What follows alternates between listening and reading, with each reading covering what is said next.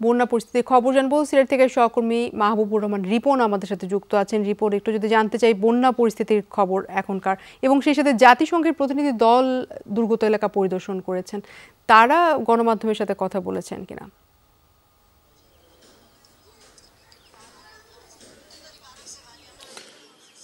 আসলে বন্যা পরিস্থিতি যদি বলি, এই অঞ্চলে যে অঞ্চলে আমি রয়েছি গোয়াইনঘাট এলাকায়, এই এলাকার বন্যা পরিস্থিতির বেশ উন্নতি হয়েছে, কারণ আশ্রয় কেন্দ্রগুলোতে খুব বেশি মানুষ যে আছে তা না।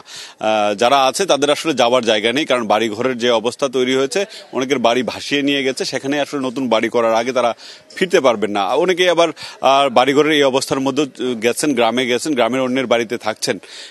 এই অবস্থা এই অঞ্চলগুলোতে রয়েছে। এর পাশাপাশি কুশিয়ারা তীরবর্তী যে 6 উপজেলা রয়েছে, সেখানে গতকাল পর্যন্ত পানি কিন্তু কমতে শুরু করেছিল, কিন্তু গতকাল সন্ধ্যা 6টা থেকে এখন পর্যন্ত সেখানে আর 1 সেন্টিমিটার পানিও কমেনি।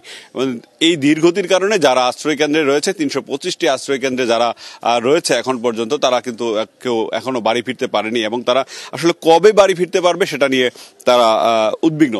সব মিলিয়ে বলা চলে যে ওই অঞ্চলে, বিশেষ করে কুশিয়ারা তীরবর্তী 6 উপজেলায় যে পরিস্থিতি এখন তৈরি হয়েছে, ভোগান্তি প্রতিনিয়ত তাদের বাড়ছে। আর জাতিসংঘের প্রতিনিধি দল গোয়াইনঘাট বিভিন্ন এলাকা পরিদর্শন করেছেন, ক্ষতিগ্রস্ত এলাকাগুলো পরিদর্শন করেছেন। জাতিসংঘের আবাসিক সমন্বয়কারী যিনি রয়েছেন গুইন রুইস, তিনি এখানকার এই যে নন্দীরগাঁও ইউনিয়ন পরিষদের সেখানে স্থানীয় জনপ্রতিনিধিদের সাথে কথা বলেছেন। মূলত তাদের এই সফরটি ছিল জনপ্রতিনিধি এবং সরকারের যারা রয়েছেন তাদের সাথে কথা বলা, এবং ক্ষতিগ্রস্ত যারা রয়েছেন তাদের সাথে কথা বলা। এবং তাদের সাথে কথা বলার পরই যমুনা টেলিভিশনের সাথে কথা বলেছেন গুইন লুইস।